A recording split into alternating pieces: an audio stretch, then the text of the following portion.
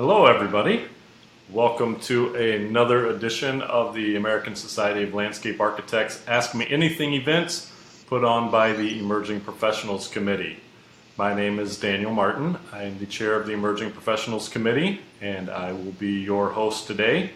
We are very excited to have you. I want to remind you to use the comment section on this Facebook Live post to ask your questions all throughout the event, and we will get to as many of your questions as we can. So feel free to ask as many as you'd like. We are excited today to have a very special guest, Mr. Daniel Tal of DHM Design in Denver, Colorado. Daniel is known very well around the country, and I guess I would say around the world, as being one of the premier 3D graphic specialists in landscape architecture. He is kind of the Lord of SketchUp, as we know it. So Daniel, we are very, very happy to have you. I'm going to turn it over to you just to introduce yourself, tell us a little bit about your background and what led you to this point in your career, and then we will get into some questions after that. Welcome. Thank you for having me, Daniel. I really appreciate it for being out here. My name is Daniel Tal. I'm a landscape architect practicing in Denver, Colorado. Been practicing for just about 20 years and worn a lot of different kinds of hats over the years in terms of what I've done. I'm currently working for a company called DHM Design. It's become a really good home where I lead a 3D visualization team and also a technology team. So we're exploring different technologies. I just recently got my remote 107 drone pilot's license, where we fly drones for sites for scanning and aerial imagery. We dabble in VR, AR, and of course the 3D side of everything, which really gets us integrated also into the design side of stuff. So we always have that input. So I'm having a lot of fun. It's a really good firm, and I'm thankful to be here. You have piqued my inner tech nerd. I am very excited to hear some about this technology stuff. Cool stuff that's going on and making landscape architecture taken into interesting places with some of the drone stuff and the 3D mapping, and so looking forward to hearing some about that later. Let's go ahead now and get into those regular viewers out there know we've got our standard 6 questions that we start every one of these events with. So Daniel, we're going to run you through these and kind of get your take on them, and then we're going to compare you and judge you against every. No, I'm kidding. We're not going to do that. You can. All right. Be on the bottom. So let's start with our first question. This is the time travel question. If you could go back in time and tell your younger landscape architect self any one thing, or it could be more than one thing, but what would you like to tell yourself? What did you wish you knew then that you know now? I should have done a lot more partying. No, I'm just kidding. I would say the biggest thing, and anybody that went to school with me would agree to this, is I needed to relax. Take a step back, not take things so seriously. Find an even keel when you're approaching the kind of pressure that comes with being a design consultant.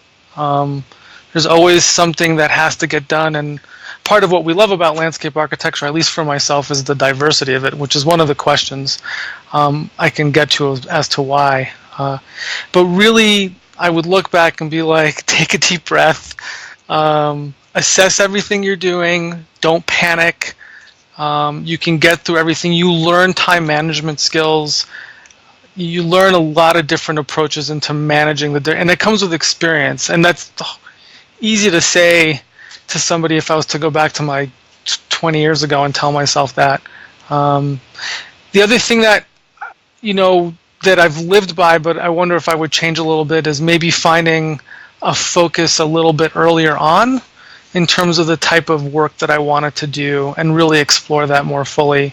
The 3D reality kind of fell into my lap, and I just kind of ran with it and loved it. but finding a more focus. And I did eventually find a focus in terms of like doing urban design work, which I still really enjoy, and planning. But relax, you'll get there, and then just look for, start looking at what you really want to do in the profession, because it's really big and there's so much you can do. And there's, if you feel like you're stuck or pigeonholed, or, there's ways around that, and just exploring, and take your time. You have to be in this profession for the long haul for it to pay off.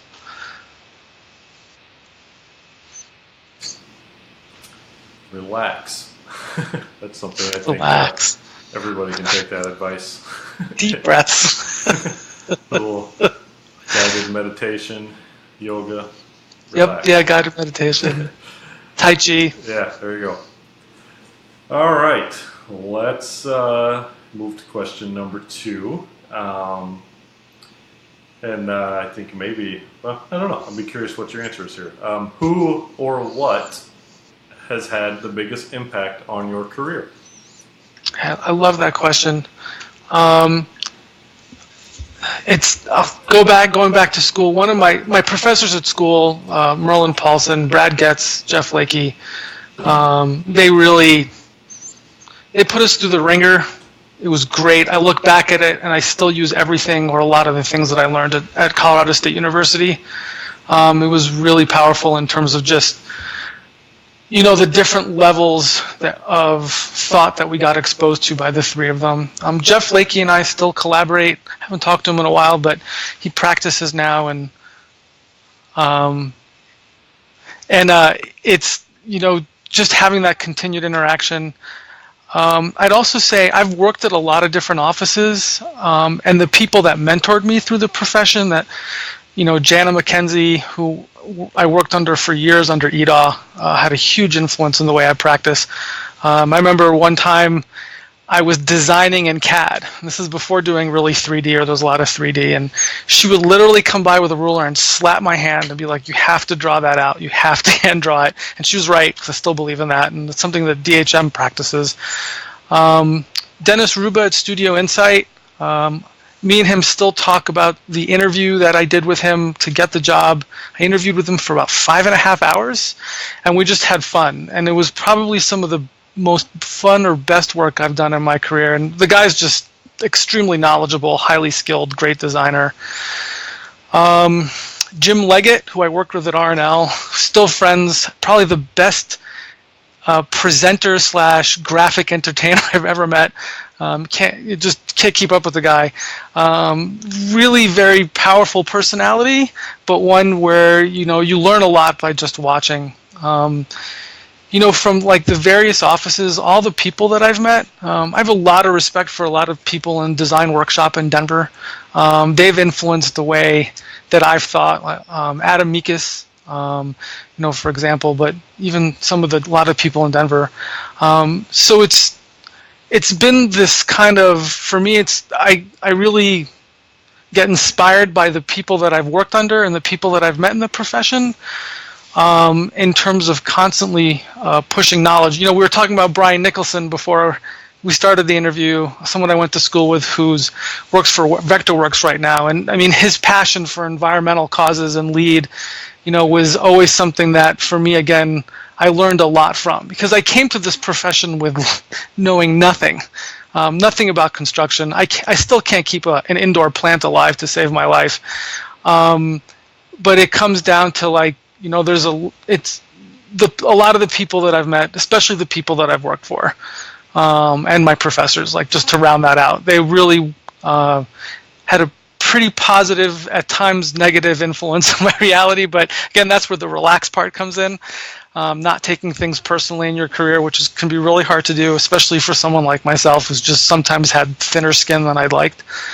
And last, I'd say it's the people at SketchUp. Like, I'd use a lot of different programs, but they've become friends over the years, and kind of mentored me in my own way in the technology world. It's led me to develop my own apps and software for what I do daily in here for my job, and to consult on different software.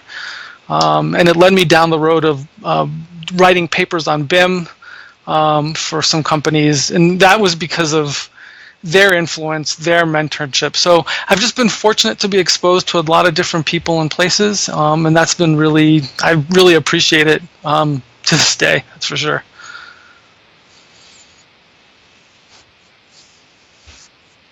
Everybody that you meet, you try to draw something out of them to better yourself and make yourself more successful at what you're doing. Should add one person to that, and I definitely need to give him a shout out, is John Altschild at THK, who's probably one of the early drone pioneers within the landscape architecture industry, who's flying under the radar at THK right now. I get a lot of technology ideas from him. He's just out there, forward thinking, and a good friend too, and a huge nerd like me, so we have a lot of fun. That's great. All right. So all of this that's helped you develop your career, what is the best thing you think about being a landscape architect? What do you like the most about your career? I have gotten to do things and be places and meet people that I never thought I'd ever meet. It's been an honor, if not really humbling. For example, we were talking about, I gave a presentation at the Harvard-Smithsonian Center for Astrophysics this past year to scientists studying everything from how to find planets, gravitational lensing, and I'm a huge astronomy nerd. I've been ever since I was little. Quasars, galaxies, you name it. And I got to present to them how to use 3D modeling for 3D printing, or for terrestrial landscapes like the moon, or they were looking at some of the craters on the moon, or some of the asteroids like Eros, or planets, or whatever other things we were looking at. There's a lot to it, and actually finding this commonality between landscape architecture and I guess with space ecology, or there's a specific name for it. So that's one example. It's the sheer diversity of the experience that I've had working in urban design, doing ecology, presenting all over the world. Best place had been Japan. And it was through landscape. I owe it all to landscape architecture. It's you can talk the technology side, but my background is a landscape architect. And I always make sure to tell people that, even if I have to explain what it is, which is not a problem for me. And having that background and the diversity of projects themselves have been great. National parks to, urban streetscapes, all the way to like recycling facilities. Just across the board, it opens a lot of doors. It's not a profession that has a very narrow definition to it. It's a pretty broad profession. Going to the ASLA National Convention, if you just walk around and start introducing yourself, which you should do, and meet, you'll be like shocked at the type of work people are doing. And the fact that you can move around the profession and try different aspects and tastes of it. And especially once the expectation is for you to go and do outreach and do presentations and write papers, that'll afford you the opportunity to not just network, but visit places. And I like to go visit places and kind of check them out as best possible if I'm not exhausted. But so it's been a fun ride in terms of landscape architecture, affording a lot of opportunity to just be different places, do different types of projects. It's not boring. It's not boring.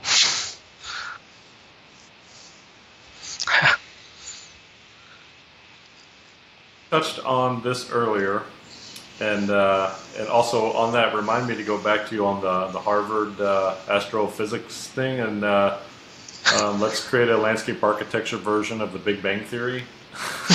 That'd be great. You can be our Sheldon Cooper. Oh, God. Funny. You touched on this earlier, but let's dive deeper into it. The ongoing battle, hand drawing or computer graphics?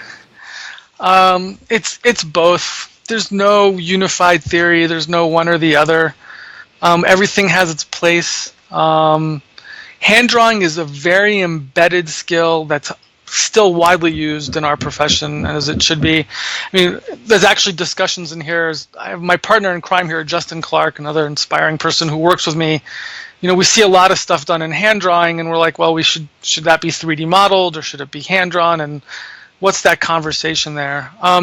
Honestly, I can tell you I can do a 3D model of a location And if you give that same location and design and have a hand drawing, you're going to have a much more emotive experience out of the hand drawing versus what I think the digital graphic is. There's people who are really highly talented in renderings, like Alex Hogreff, if you haven't heard of him. This guy's amazing. Definitely worth Googling in terms of visual artist and 3D modeling, who just, you look at an image, it's just a single image and you feel it, you get a sense of the place. I create personally much more technical looking graphics, a little bit less on the emotive. That's the challenging part of the artistic crossover. But hand-drawn renderings done correctly really get that point across. But also going back to the notion of design, should be use hand drawing when you're doing your designs, in plan, even your sketching. There's a connection that you can make between hand to brain when you're hand drawing that you can't easily accomplish or do when you're on a computer. I'll give you a great example of what that works. If I teach a SketchUp class for 6 hours, after 6 hours, people's brains are melting out. They all want to go. We've all had enough. If you teach hand drawing for that amount of time, you're making a right to left brain and right brain shift. You're awake, you're energized, you're inspired by the way the design process works. It's just a different experience in terms of how they work. So they both have their place. And if you're in school or if you're an emerging professional, you still need to use marker, use pencil, use pen, thick Sharpies, really great to hash out your designs. There's a place for the 3D modeling in it, but hand drawing is in my perspective, is required for what we do. What about on the client side? Do you think that the clients today are more interested in photorealistic renderings than hand drawings, or not? And where do you see VR coming into that kind of stuff? Someone just asked me on LinkedIn about VR, virtual reality, AR, augmented reality. So that's a good question. What do clients like? Clients love to see things in 3D. For a proposal down in Florida, we modeled the downtown, and when we were at the interview, they all told us, like, we're really honored that you actually took the time to do this, to model our town, get to know it.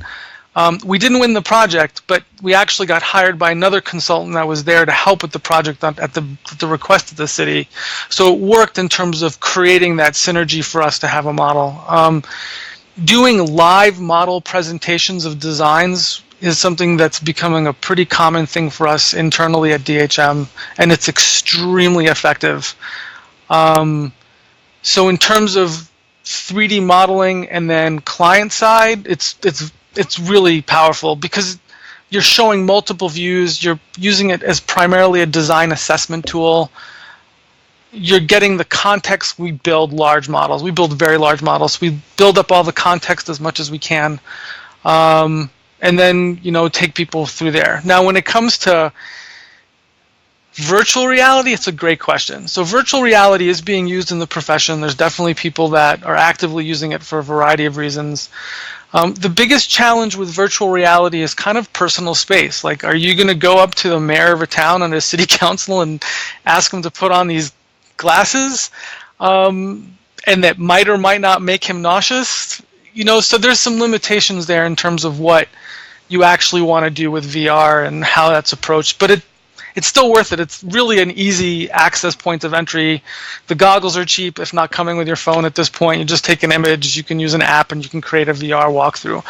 Personally, VR is extremely effective in terms of design assessment and placing you in the space to feel it. That's my experience with it. It's not necessarily true for everybody, but that's been effective. Now, augmented reality, AR, is where I've used the Microsoft HoloLens. It's an effective design tool. These are really effective design tools in terms of being able to spatially understand what you're doing and make changes based off that. And there is an effective way to present those to clients, and some clients do like it. We don't actively use it in here. The next technology is holograms, and we'll see how far that goes, but I know last year a company was able to produce a 1 centimeter size hologram floating above a device. So think like, futuristic Star Wars, Star Trek, all of that. That's because you'll be able to project it without the need of any particular special goggles or lenses and interact with it. And that's a version of augmented reality. And I think augmented reality in that level it's still years away, but has the potential to be extremely effective. So, and I can keep going. This is a deep conversation in terms of what's out there. There's so much out there at this point. You can't cover it all in a single conversation.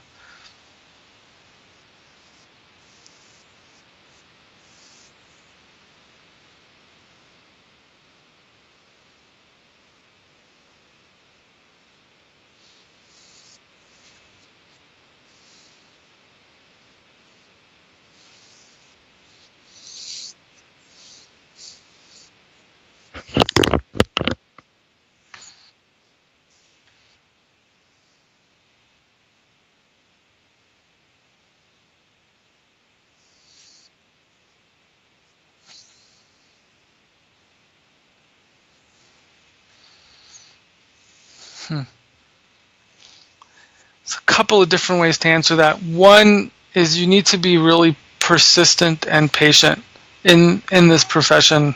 You're going to have tough days. You're going to be in places where projects you don't want to work and you don't like. And especially if you're really ambitious and you want to get up there and design really quickly and be a principal, be a design principal, just be patient. Be patient, be persistent. Listen to what other people are telling you that are above you. There's always something to learn from somebody, no matter what it is. From a more technical, practical side, the basics. You need to know how to do construction documentation. You need to learn construction administration and how to go out there, even if you don't do that full time. Learning CDs is a big deal because it influences everything else that you're going to do up front. Your cost estimating, your designs, what's practical, what's not, learning what works, what doesn't. We have some fanciful ideas, and there's people that can get away with it because the fact that they can build it, they know how to construct something that's extremely complex, and that's going to hold up and stand because maintenance is a big deal for every municipality or city or client that you're working for. Like, is this low maintenance, is this high maintenance? So understanding the performance of what you're building and how it's working. I'd say that's one of the core skills I would say you really want to get to quickly is understanding how things are built. I think it's something that a lot of people out of school miss. Some people get it. Like I remember people in my classes that had contractor backgrounds or worked in but for others it's like you don't realize how important constructability is to what you're doing and the knowledge behind constructability. I'd say behind 3D modeling, the thing I've loved doing the most, and I actually miss doing it here, is construction documents. It's really the nuts and bolts of problem solving, what you're trying to do, and to get to a solution effectively and cheaply too, because everybody wants to, save money. I'd say, in terms of other skills, you need to know Adobe really well, Adobe Suites. I wouldn't say things like 3D modeling or flying a drone are necessary skills, and they don't appeal to everybody, that's for sure. But they're good skills to at least explore and see if you do like it, especially flying a drone. I personally do not like flying a drone. I will admit that. It's the same fear I have when I get on a plane flying. It's weird. But I do have people that I'm training to fly for me or fly with me, which is, you want two people to do it anyway, though I know John would say, no, you don't have to do that. But, it's learning the core skills of what this profession does. So that's cost estimating, specs. I know people are like, no, don't say specifications, please. But learning how to do specs is big. and making sure you can accurately convey your ideas. Whatever means it takes. If you're not good at hand drawing skills, find a 2D medium to actually represent your ideas. Find a 3D medium to represent your ideas. You're in a visual profession working with visual people, and usually with clients that are not visual. So you have to appeal and have a skill set that kind of conveys to everybody what they want.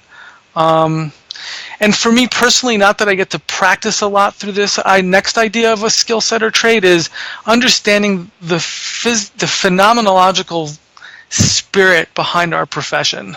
It's a kind of a deep thought. I can attribute that to Jeff Lakey. Like, we talk about the emotional landscape.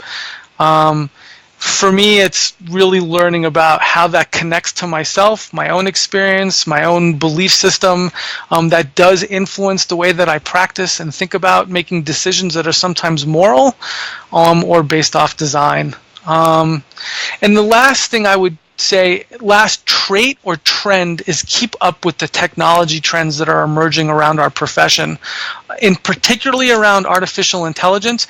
So what I mean by that is cultivate the trait of curiosity. Keep up with what's going on both the design side, great books on walkabilities, for example, and creating walkable cities.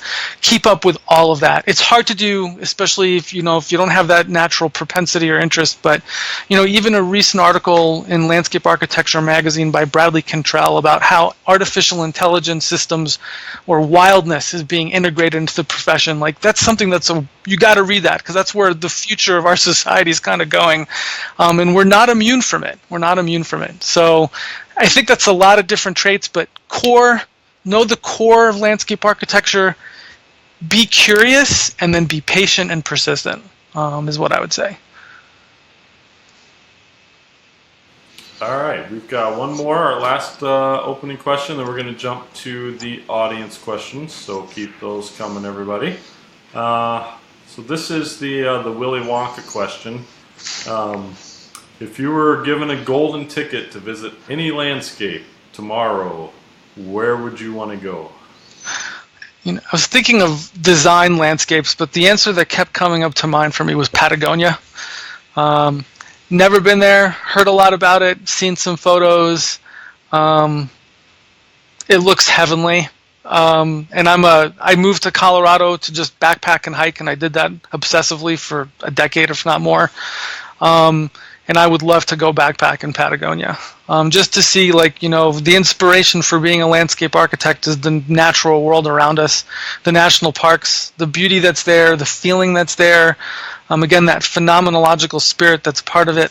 But seeing that in terms of something like Patagonia, and then the other one would be New Zealand. Put those side by side. And in between, I'd find a beach vacation, but that would be my golden ticket across the board. In terms of landscape architecture areas, one place I'd like to see is Catherine Gustafson has the Rights of Man Square. I think it's in the Isle of Man. I'd love to go see it. It's just inspired me as a photo that I've used for a lot of projects over the years. Let's follow that up with a question from the audience. We just got a comment I'll throw in there real quick. Nate says Patagonia is gorgeous. Yeah, nice. So yeah, sounds like he supports that as a destination. So along with those interesting landscapes, we have a question from Jacoby. He says, in regards to your astronomy passion, do you hope to one day be involved in landscape architecture on the moon/Mars? He says that's a dream of his, to be the first landscape architect to design on Mars. You ever think about that? I have thought about it. You read enough news about Elon Musk or the Chinese wanting to put a moon base. Everybody I'm a science fiction geek. I could rattle off science fiction books I would recommend to read in a heartbeat. And all of them really have to do with the trends or the progression of where, technologically speaking, optimistically speaking, we're going. So would I love to be a landscape architect on the moon or Mars. Yeah, I'd love to do that, even if it was just visualization of something that was being built or designed. Yeah, that'd be really cool. I probably doubt that's something in my cards in this particular lifetime, but I think the generation behind me definitely might have that opportunity. I don't know if I'd want to go there. Different. That'd be a long flight. Yeah. Yeah. Yeah, that's right. That's right. Yeah, put me on a rocket ship. Yay. That makes it even better. It's a good drone. Which leads to the next question, and I think this one we might get into. You might want to talk on this a little bit, and maybe you have some visualization. Kevin Pfeiffer says he'd love to hear what you think are the incoming uses of drones in landscape architecture over the next 2 to 3 years, or does that seem to end at 3D mapping a site? It's a great question. No, it does not end at 3D mapping a site at all. So current drone uses is high resolution aerials, photogrammetry to create a 3D model,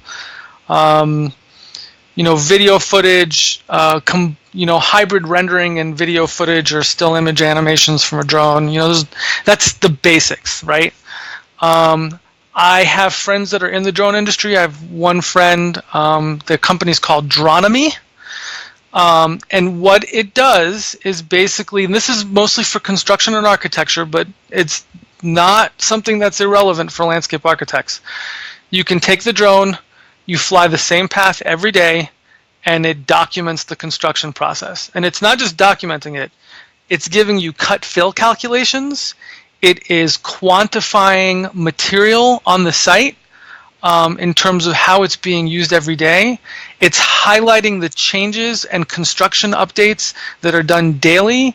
And the goal within the next couple of years, and I know they're working on this now, is to integrate that with our software. So for architects, it would be Revit.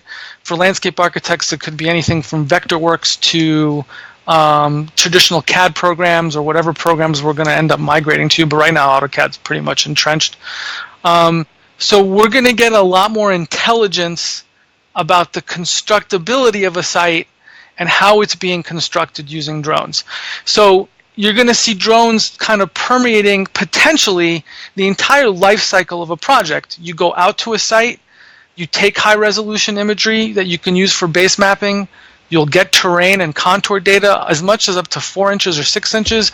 You can even get that stamped as a survey. So there's your initial process. You're then using that data for visualization purposes through the design process. And then once you're out there and they're constructing a site, budget permitting, because anything that has to do with this kind of technology, which is BIM, Building Information Modeling, is not necessarily super cost effective for the landscape architecture industry currently, but drones do offer that possibility of intelligent site awareness through a construction phase of a project. So yeah, it's definitely got uses beyond what we're doing now. It's so cheap and easy to go out there and fly a drone. And to see the software, if you look at something like Dronomy, they're already doing that in terms of just measuring and quantifying the daily, and they're tying this into their construction and Gantt charts and schedule and everything, so they're keeping track, because you want to keep your cost, again, coming back to cost, when it comes to constructing, you want to keep your cost tight, you want to keep yourself on schedule. The minute you're off schedule, you're going to have cost overruns. So in terms of just being able to quantify everything, so you put a pallet of pavers out on the site, and the drone can tell you how many pavers are there and how many were placed that day, from taking a snapshot, yeah, that's amazing. And that's not science fiction, that's right now. So we'll see if our industry integrates it. The one challenge for landscape architects is that our budgets, especially after post-recession, have been tight. We don't have the kind of resources in terms of money and hours to throw towards some of this technology. That doesn't mean we shouldn't do it, especially as the costs come down. And having a drone operator in-house, it's also a landscape architect that can go out and fly a site during construction or doing CA, and you can start comparing stuff even if it's once a week. That's pretty powerful, I think. We'll see. but that's definitely where the technology is going. That's one level of automation, but it's also quantification. And that's not a small thing in terms of just how you're building something. Daniel can speak to that when they're putting pavers and everything on site. What's involved with that? I mean, just the staging alone, being able to quantify staging is great from the onset. They're great for after the project's done to use drone footage as marketing and promotion right. of your firm to get the next job where you can then use it again. Yeah. Do you have anything to show of what you're doing with drones? Do you have any? Not that I can currently show right now because they're active projects. So no, but in the future for sure. We have a Phantom 3 Pro and we have a Phantom 4 Pro. And the Phantom 4 Pro is a pretty intimidating tool. It's incredible. Like, I'm not a believer in Terminator that here come the machines and we're going to be done in with, but you could see the potential being there with some of these devices. They're just hyper smart. I mean, sometimes it breaks down or something and we complain, and I look at my coworker, I'm like, this is one complicated machine. Like, this is not some kind of simple thing. Like, it's pretty amazing what they fit into, especially the Phantom 4. The thing is just between the obstacle avoidance and all the data and metrics it can do, the fact that it can follow you around, or you can point on your iPad and it flies someplace and avoid stuff. That's pretty complicated calculations, and you could see in some of the videos it's doing a map, a 3D map. It's not too dissimilar actually from the way augmented reality works, and that's where you're really going to get a combination of stuff. Plus, just for the sake of drones, just to if you've never seen drone racing videos, I highly recommend you watch them. These people are flying drones at 60 to 120 miles an hour. It's crazy. So just thinking about that in that context. I don't know. Sorry, I got off topic on that one, but yeah, it's really hard and kind of crazy. As far as flying the drone, Kevin responded, thanks for the answer to that. Said he recently got his Parts 107 cert. Nice. So talk about that. If you want to get drones involved in your practice, what do you need to do, obviously, besides just going out and buying a drone? So you need your Remote 107 pilot's license from the FAA. There's something called is it remote101.com, I believe it is. It's a great place to study. It's a study guide. You're basically, the way that you're learning about basic piloting regulations and rules over the continental United States. And you're actually interpreting maps. So we're used to looking at land, terrain, topo maps. Now you're looking at the airspace maps and interpreting it. So yeah, that's where you need that. You need to research drone insurance, and then really understand the regulations, which is what studying for the Remote 107 really does. Like, you definitely want to go through a checklist before you fly. And again, I have to give a shout out to John Alchild from THK, because he's really the one that pushed me in this direction and helped develop it. Me and him collaborated on getting his drone reality up at his business, and me getting it up here at DHM. And with that said, you learn the regulations, where you can fly, where you can't fly, how you're supposed to fly, how to check the weather, how to check airspace so you're not anywhere near an airport. Kevin understands all this. Hey, Kevin, I just had to look up classy airspace today for something I'm flying tomorrow. And it was kind of confusing. Sometimes it's not straightforward. So you also have to research a little bit in terms of where you can fly. And you want to fly responsibly. You definitely do. That's one of my things. You can hit something, you can hurt somebody, you can cause damage. And then your company's liable, not you, and then you have to really start thinking about looking for another job. No, just kidding. So that's the basics of where you want to get started. The other thing then you have to do is learn how to fly a drone. There's the Phantom 3 Standard, which is a cheap drone, $500 or $600. It's a great place to start. Those little toy flying drones, they're not the same drone flying experience as a Phantom 3 or a Phantom series, where they can automatically, and just they have flight stabilization, they hover, they have longer battery lives, up to 20, 25 minutes, now 27 minutes with the Phantom 4. So get some hours learning to fly a drone. See if you like it. It's definitely not for everybody. So everybody's interested in it, and it's worth seeing if it's doing it. And then once you get to that point, start learning about the various apps that are out there. There's a lot of apps. There's a lot of ways to use drones for scanning, aerial photography, or whatever else that it might be. Especially marketing videos. We've been doing those, especially showing programmatic uses, but that aside. So you do need your Remote 107. You need buy-in from your company, and your company needs to get insured. And there's also ways to have drone insurance on the fly. There's an app called Verifly, which will allow you to just buy limited liability insurance to fly a drone site. Learn the regs. Really big deal. I actually fly a Phantom 3 myself, so. Nice, yeah, awesome, yeah, fun. It is fun. So next question: what software is on your computer that you use the most? Running down the list, the first one's probably Microsoft Word. I do a lot of proposal writing. I do a lot of marketing writing, but you're talking about more of the fun stuff. Photoshop, After Effects, InDesign, SketchUp, Lumion, AutoCAD, Revit, Autodesk, what is it called? Can't believe, not Make, Recap, sorry, Autodesk Recap. What else? Use a lot more Revit than I thought. Do a lot of conversions with Revit. I don't have 3ds Max on my computer, but Justin, who works with me, does, and we use that often. Various little rendering programs, a couple of screen capture and transparency programs that I can't mention or I'll get killed by my coworker. That's pretty much it, I think, for right now. There's probably other stuff on there. There's a lot of stuff on there. SpeedTree, it's another one. Learning how to use that. And every once in a while, there's just the occasional random kind of new tech that someone throws our way that we download and see what it does.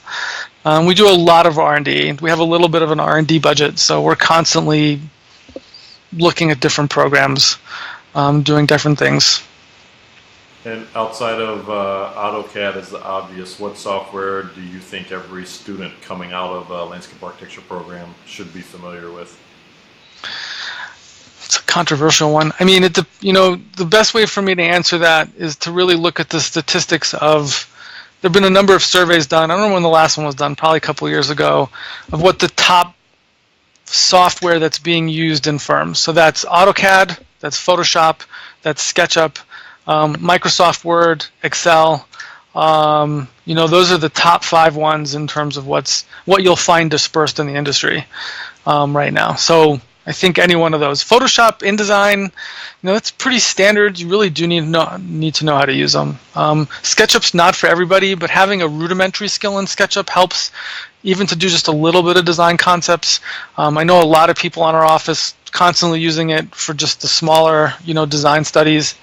And I would, at the minimum, I would learn about BIM. There's a great book called BIM for Dummies. I would highly recommend people get it. You're going to hear the term a lot.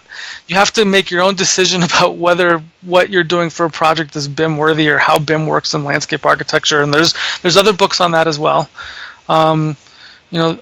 But I would get a book on BIM for Dummies and kind of put that in your toolkit as you come out of school, just to understand, even if you're practicing right now, but just to learn about it because you hear about it so often, and just having an idea of what it means. Other thing, we do use MicroStation and Bentley products. Used to use those a lot.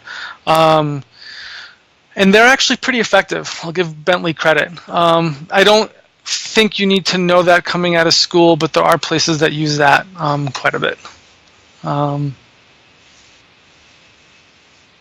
All right. I know we're getting into about 15 minutes left here, and I know that you had some stuff that you wanted to show. So I'm gonna just kind of turn it over to you for a little bit and let you get into that. Um, and then we've got a couple more questions that we should have time to get to, and then we can go from there. Okay. All right. So can you see my screen okay? I'm gonna.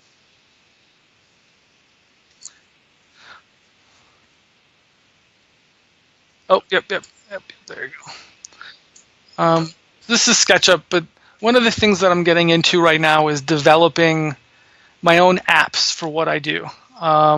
We build fairly detailed and complicated models, and I'll show you an example of one. Let's see. Do I have this up already? Let's see. Bring it up.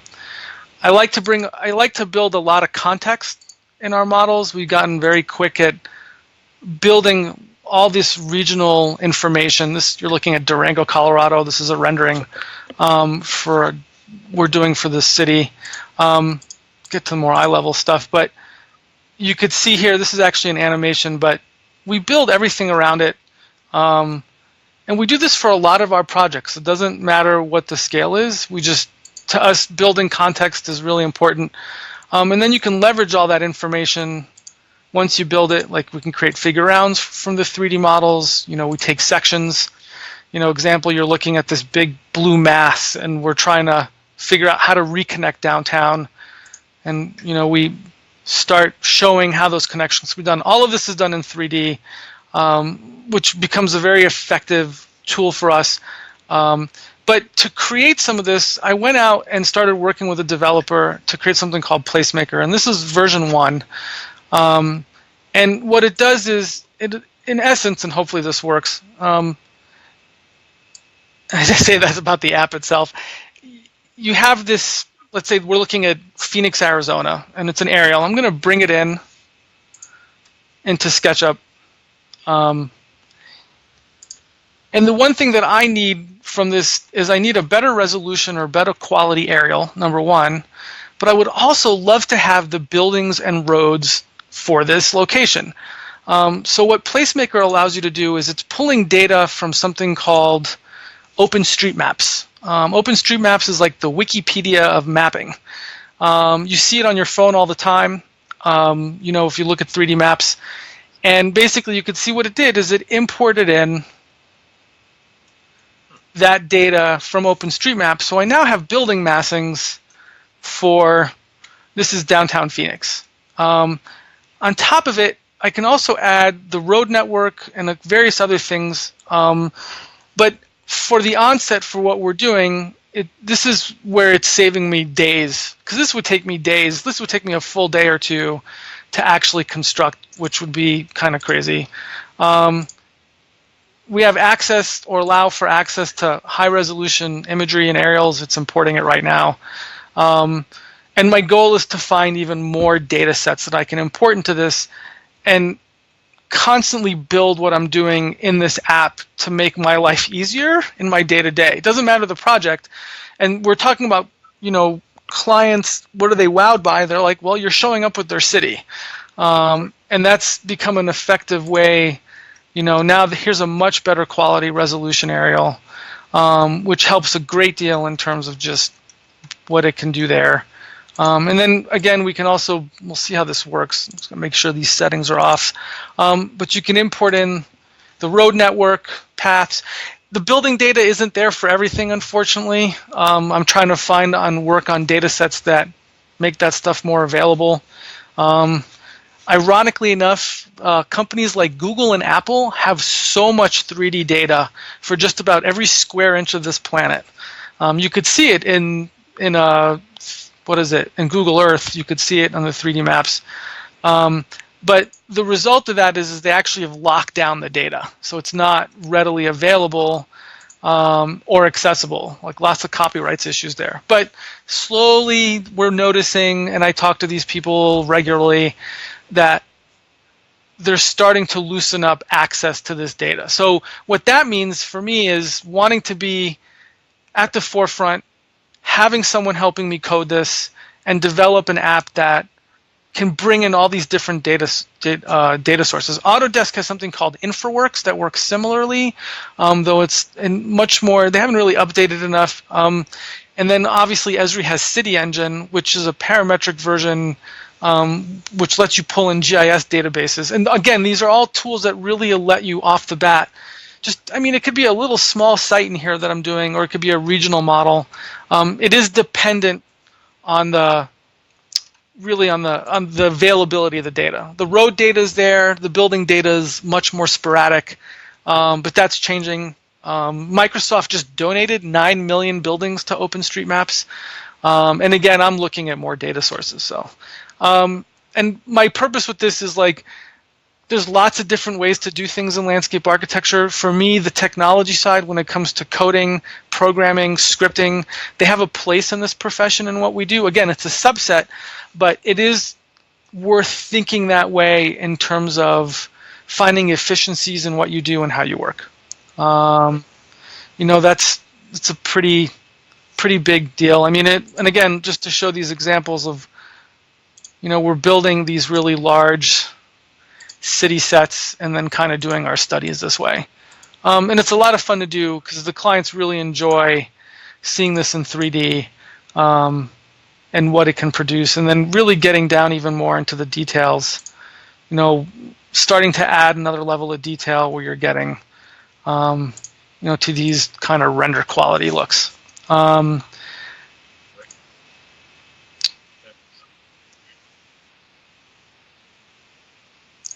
Oh yeah, sorry. SUPlacemaker.com.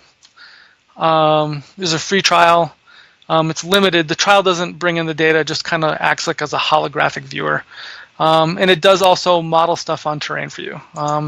And my business partner Dale, who's the coder, the guy's just ridiculously talented. I'm always asking him for stuff, and I was like, "It's easy," and he just laughs at me. He's like, "No, it's not that easy." So thank you for letting me plug that. I will turn off the share. Here, let's hit these as we're approaching. Actually, first one about those renderings themselves. Were these renderings done with Lumion? By the way, they were. Okay, they were done in Lumion. Okay, there you go. All right, and then we've got a question from Sadie. She says, I work at a firm in which engineers and architects are leading every project. I could see staying here for a long time if landscape architects are able to lead projects. I'm wondering if you have any advice for someone like me who is trying to speak the language of the engineers using Civil 3D and architects using Rhino. If your passion, I've worked for multidisciplinary firms. I worked for a firm led by architects. I've worked for a 1,000-person engineering firm that had 5 landscape architects, 8 maybe.